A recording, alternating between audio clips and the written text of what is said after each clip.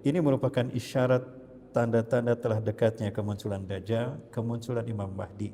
Apakah pemuda ini yang akan dibunuh Dajjal? Bukankah peristiwanya mengatakan, bayi ini mengatakan, ana rajulun alladhi sayaqtuluhu Dajjal fala yusallitu ahadan ba'di. Aku adalah pemuda yang akan dibunuh Dajjal dan Dajjal tidak akan membunuh siapapun setelahku. Ini peristiwa terjadi di Gaza. Apakah ini bukan isyarat Bapak Ibu tentang dekatnya kiamat kepada kita? Allahu Akbar.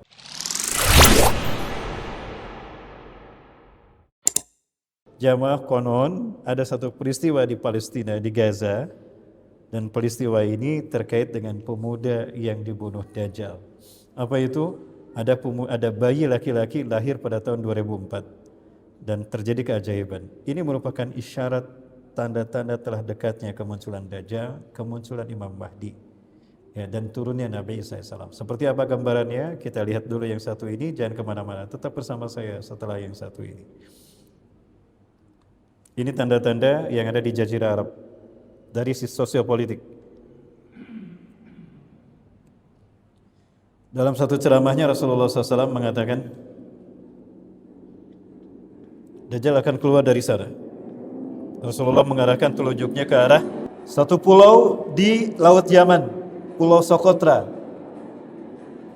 Oh, dia akan keluar dari sana, kata Rasulullah. Dajjal akan keluar dari sana. Itu mengarah ke The Jekyll Island. The Jekyll Island. Dan di Jekyll Island ini ada banyak simbol-simbol Dajjal, Bapak Ibu. Yang ternyata simbol-simbol ini sudah ada di Jazirah Arab. Saya menyaksikan sendiri, Bapak Ibu. Simbol-simbol ini ada. Ini saya perlihatkan pada Bapak Ibu sekalian. Jadi banyak pembenahan arsitektur, pembangunan infrastruktur yang artistiknya, artistik yang bentuknya itu mengarah kepada simbol-simbol kemunculan Dajjal. Tidak sedikit negara-negara di Jazirah Arab, baik di Dubai, ya, kemudian di Saudi Arabia sendiri, ya, atau di wilayah negara yang lain, memperlihatkan bagaimana simbol-simbol ini muncul. Ini di Kazakhstan sendiri, dan ini ada dua simbol ini. Simbol yang melambangkan pertemuan iblis dan Dajjal di segitiga Bermuda. Simbol-simbol satu mata. Saya sempat mengkonfirmasikan, kenapa banyak simbol-simbol ini? Apa mereka tidak paham kalau itu adalah simbol-simbol yang terkait dengan Dajjal? Oh enggak, tidak ada maksud ke sana sama sekali, Ustaz. Terus maksudnya apa? Di Arab, yang namanya simbol mata itu simbol keindahan. Sesuatu yang indah itu digambarkan dengan ainun, satu mata. Jadi itu simbol keindahan. Saya yakin bukan itu alasannya. Jamaah, yang jelas memang saya melihat terjadi distorsi daripada kehidupan yang Islami di sana. Ya, begitu banyak ini yang biasa-biasa. Belum saya perlihatkan data-data yang Masya Allah membuat kita memincingkan mata dan berpikir, ada apa dengan tanah Arab? Apakah ini isyarat kalau memang akan segera dibenahinya, dikembalikan Islam ke Jazirah Arab? Dan apakah ini merupakan telah dekat kebangkitan Islam sebelum hari kiamat? Sepertinya demikian, Bapak Ibu. Faisaliah Tower mirip dengan Lord of the Ring, dengan Sauron dalam film Lord of the Ring. Dan Rasulullah SAW mengatakan, ketika ditanya oleh seorang pemuda laki-laki yang tampan, syadidu bayadi thiyab, putih cemerlang pakaiannya, ya, wasadidu syawadi sya'ar, hitam mengkilau rambutnya sebahu. Dia bertanya kepada Rasulullah tentang iman, Islam, ihsan, kemudian bertanya tentang tanda-tanda kiamat. Rasulullah mengajarkan antadidal amatu rabbataha. Ya. Akanlah seorang budak melahirkan majikannya, ibu melahirkan anak yang kemudian anak memperlakukan ibu sebagai pembantu. Sudah terjadi di sini, Bapak Ibu? Bunda, ini suara bunda. Bunda, kata Rasulullah SAW, tanda kiamat telah dekat adalah apabila budak melahirkan majikan. Ada ulama ahli hadis menakwilkan anak memperlakukan ibu sebagai pembantu. Anak menyuruh-nyuruh ibu disuruh-suruh melayani anak. Ya, mencucikan pakaiannya, mana makanannya, kan aku mau sekolah, masa nggak sarapan? Masa sarapannya nggak ada? Ibu disuruh seperti pembantu. Sudah terjadi belum di Rumbai? Sudah terjadi di Rumbai? Sudah, Masya Allah. Berarti Rumbai kiamat duluan ini jemaah. Jika nanti kita mendengar Madinah gempa 3 kali, Bapak Ibu, waspadalah. Berarti itu syarat kalau memang Dajjal sudah ada di wilayah sekitar Madinah. Dan ketika Dajjal datang ke Madinah, pada saat itu Rasul sampaikan Madinah memiliki 7 pintu gerbang. Kemudian Madinah, nah ini dia Bapak. Jadi kalau Bapak Ibu nanti tour city Madinah, city tour Madinah ya Bapak Ibu. Ketika Bapak Ibu berziarah ke Masjid Qiblatain, sampaikan pada travelnya, tour guide-nya untuk minta diarahkan saja ke sebelah utara kalau tidak salah, ada perapatan. Dari perapatan jalan itu kelihatan, dari perapatan jalan raya itu ya, highway itu kelihatan Jabal Habsinya seperti ini. Ini adalah Bukit Dajjal. Innahu saysu'adul jabala. Dajjal akan naik ke sebuah bukit. Summa yatawajjah ila jihatil Madinah. Kemudian Dajjal akan mengarah kepada dia dan mengatakan, "Apakah kalian melihat itu istana putih? Dzalika Masjidu Ahmad." Kalian melihat istana putih itu masjidnya Ahmad. Nah, jadi Masjid Nabawi pada saat Dajjal muncul itu terlihat seperti istana putih. Pertanyaan saya, hari ini Masjid Nabawi terlihat seperti apa jemaah? Jemaah, mana nih, nggak ada suaranya? Atau jangan-jangan belum pernah ke Madinah? Sudah ke Madinah kan Bapak Ibu? Oh, ada belum? Ada doakan besok lusa ke Madinah ya dia. Amin.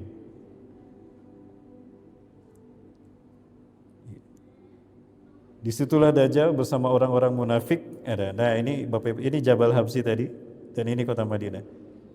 Ya ini Masjid Nabawi.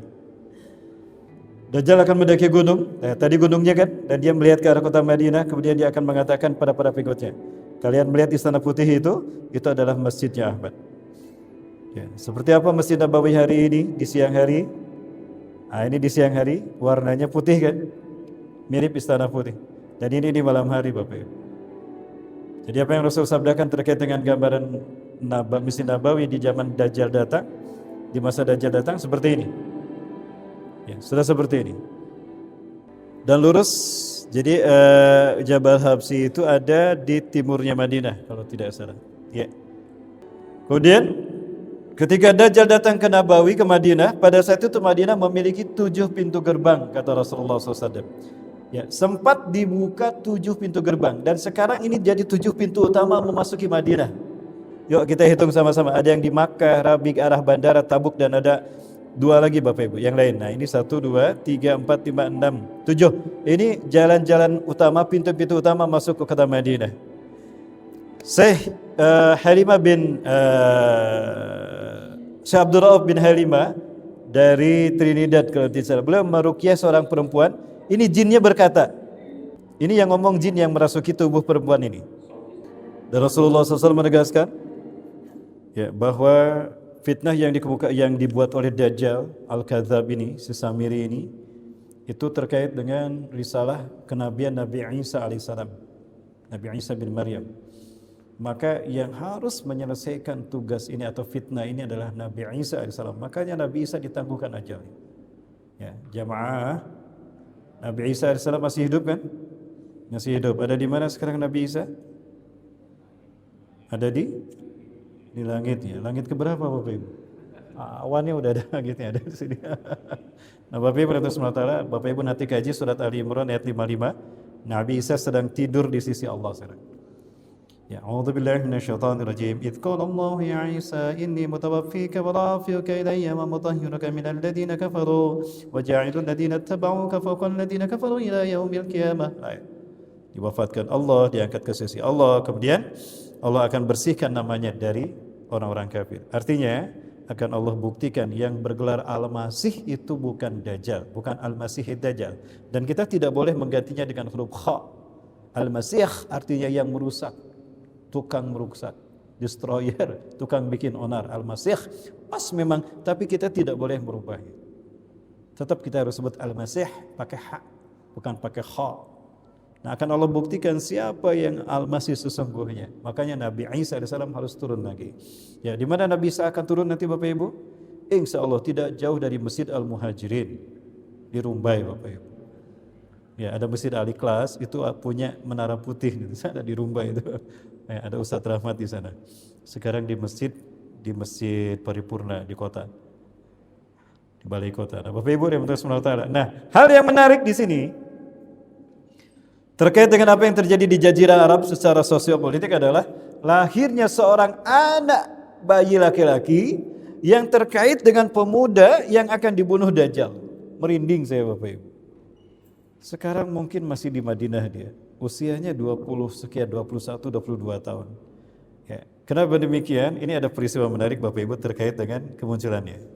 Dan ini diceritakan oleh salah seorang ulama dari Gaza. Beliau cerita seperti ini. Namun ini dibantah oleh Ustadz Muhammad Hussein Gaza. Kata beliau, enggak bohong, saya udah ketemu orang ini. Enggak benar katanya. Syuhada terbaik, orang terbaik imannya dan syuhada terbaik di muka bumi. Subhanallah. Nah, konon Bapak Ibu yang Allah Ta'ala diceritakan tahun 2004 lahir seorang anak laki-laki di Gaza City, di rumah sakit Gaza City.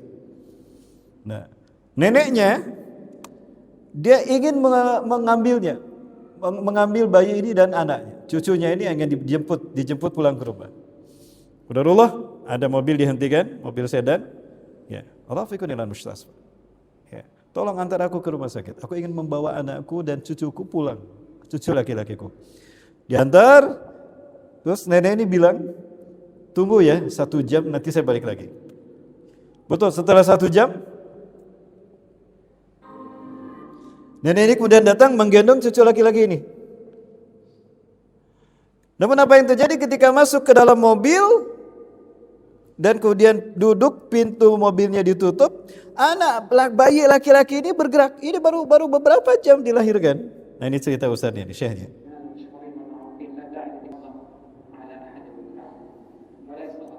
Subhanallah. Ya. Jadi betapa kagetnya neneknya dan orang-orang yang ada di dalam mobil itu. Si bayi ini mengucapkan salam baru beberapa jam dilahirkan. Berarti ini bayi yang keempat yang bisa berbicara dalam buayan. Ya, sebelumnya ada Nabi Isa AS berbicara ketika baru dilahirkan, kan? Betul? Ya, kemudian yang kedua, bayi dalam cerita Pendeta Jurej. Pendeta Jurej ini adalah orang yang saleh. Ya, sepeninggal Nabi Isa AS diangkat ke langit. Ya, di Syam. Ya, Pendeta Jurej ini laki-laki yang saleh berpegang teguh kepada Injil, dan dia dikata-katain, kan dipanggil sama ibunya, Jurej sini nak, tolong ibu nak. Jurej lagi sholat, kan nggak mungkin Jurej lagi sholat ngebatalin sholatnya kan. Sebentar mak, lagi sholat, tanggung serakaat lagi, kan nggak mungkin ngomong begitu. Jurej tidak menjawab.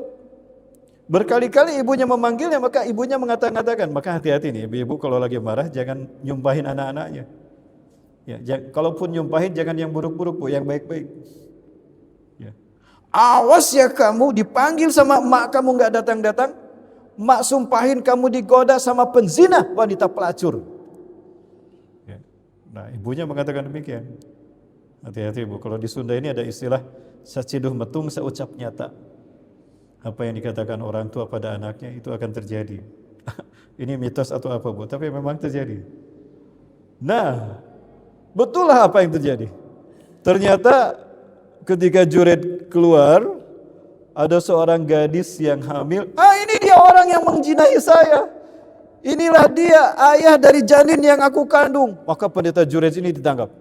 Rahib ini ditangkap. Si pendeta ini ditangkap dan dipenjara. Sampai saat di mana dia akan dihukum mati, akan dicambuk karena dia difitnah menzinahi wanita itu. Ya. Dan saat itu si bayi sudah lahir, Bapak Ibu. Si bayi sudah lahir. Maka sang kodi mengatakan, Jurej, hari ini, sekarang ini adalah saat di mana kamu dihukum. Sebelum kamu dihukum, ada yang bilang dicambuk, ada satu riwayat yang akan menyebutkan dipenggal. Maka apa yang akan kau sampaikan sebagai hujahmu, kata-kata terakhir? Izinkan aku sholat 2 rakaat. Beliau sholat 2 rakaat, lalu beliau berdoa lama sambil menangis. Kemudian Jurej menghampiri bayi yang digendong sama wanita itu yang menuduhnya, memfitnahnya berzina. Ditekan perutnya tuh. Ya gulam, dulu nih, man abuk? Hei bayi, tunjukkan padaku mana bapakmu. Bayi yang baru dilahirkan ini, ya pelongo-pelongo. Mana bapak saya? Ha huwa abi, innahu abi, innahu abi. Tuh bapak saya yang itu tuh, yang baju merah, penggembala kambing. Ya, sebut saja bajunya merah ya, jangan hijau. Aman? Tuh laki-laki yang pakai baju merah, itu bapak saya. Huwa abi, huwa abi. Udah gitu nggak ngomong lagi. Ya, itu bayi yang kedua yang bisa berbicara. Yang ketiga adalah bayi dalam kisah Ashabul Ukhdud. Ya, ini di Najran. Ada Raja Jahdun di Wahdan, ada satu negara Jazirah Arab di Najran ini, ada Raja Jolim mengaku Tuhan, ya, dan dia berkali-kali ingin menghukum pemuda yang bernama Waddah, pemuda yang tadinya dikadar untuk menjadi penyihir, dia malah memilih untuk menjadi beriman pada Allah karena bertemu dengan Tolhah, patih raja yang beriman sebelumnya di Najran. Ya, si pemuda ini bunuh, yang beriman pada Allah dibakar hidup-hidup. Ada seorang ibu yang menggendong bayinya. Aku beriman pada Allah dan aku tidak takut dengan api yang membara yang akan membakar hidup-hidup aku. Tapi bagaimana dengan anak bayiku ini? Ya. Sampai prajurit mengatakan, ayo ibu, loncat kamu. Ya. Loncat cepat kamu beriman pada Allah. Si ibunya bingung, bagaimana dengan anakku ini? Maka bayinya berbicara, padahal bayinya belum lama dilahirkan. Apa kata bayi itu? Ya ummi, ya umma, innaki alal haq isbiri. Ibu, bersabarlah, engkau ada di jalan yang benar. Ikhlal ma'ayya wa bilan nar. Mari kita loncat sama-sama ke dalam api itu ibu. Masya Allah, ini bayi yang ketiga yang berbicara ketika belum dilahirkan. Nah ini berarti menjadi bayi yang keempat yang berbicara dalam buayan. Ya, jika ini memang pemuda yang akan dibunuh Dajjal, berarti telah dekat kemunculan Dajjal kan? Ya. Coba tadi dilihat percakapannya. Dia mengatakan sesungguhnya aku yakin kau ini Dajjal. Sebagaimana Rasulullah sabdakan dalam hadisnya. Tidak ada orang yang bisa mengatakan demikian. Melainkan dia telah faham belajar tentang hadis-hadis akhir zaman. Berarti dia sedang belajar hadis. Kemungkinan dia di Madinah sedang belajar ilmu hadis. Jadi bayi ini yang lahir 2024, sekarang 2026, berarti sudah berapa tahun bayi ini? 22 tahun. Itu pas untuk belajar ilmu hadis di Madinah. Ya, rata-rata orang yang belajar ilmu hadis S1, S2 di Madinah itu 22 tahun. Bapak Ibu. Kita lanjut ceritanya. Lanjut Bapak Ibu. Adakah kita menyadari ini merupakan isyarat yang terjadi, tanda-tanda akhir zaman telah dekatnya hari kiamat yang terjadi di Jazirah Arab secara sosiopolitik. Wawancara tadi terjadi tahun 2008, disiarkan ke televisi. Tentara Israel menciumnya, mendengarnya. Dicarilah bayi ini, ketemu ternyata sedang dipelihara. Ternyata ketahuan kalau bayi itu saat itu usia 4 tahun 2008 itu dipelihara oleh Royan. Beliau adalah salah satu petinggi Hamas. Maka apa yang terjadi? Bertonton bom dijatuhkan ke rumah Royan. Beliau syahid bersama 4 istri dan 11 anaknya. Bayi ini selamat. Bayi ini selamat dari di Gaza ini Bapak Ibu. Beliau salah seorang petinggi saya pernah bertemu dengan salah satu yang diutus oleh beliau. Kami bertemu di sebuah negara. Ketika itu kami sudah sepakat untuk bertemu di mana? Untuk bertemu di Gaza. Tapi qadarullah Bapak Ibu, saat itu penetrasi sangat kuat. Dari Indonesia saya merasakan aura intelijennya luar biasa. Maka kami bertemu di Malaysia. Kami bertemu di Malaysia, ngobrol dengan utusan beliau. Bapak Ibu yang Allah SWT, qadarullah, beliau syahid bersama. Anak ini selamat. Sementara Royan, 4 istri dan 11 anaknya syahid. Apakah pemuda ini yang akan dibunuh Dajjal? Bukankah peristiwanya mengatakan, bayi ini mengatakan, ana rajulun alladhi sayaqtuluhu Dajjal fala yusallitu ahadan ba'di. Aku adalah pemuda yang akan dibunuh Dajjal dan Dajjal tidak akan membunuh siapapun setelahku. Ini peristiwa terjadi di Gaza. Apakah ini bukan isyarat Bapak Ibu tentang dekatnya kiamat kepada kita? Allahu Akbar.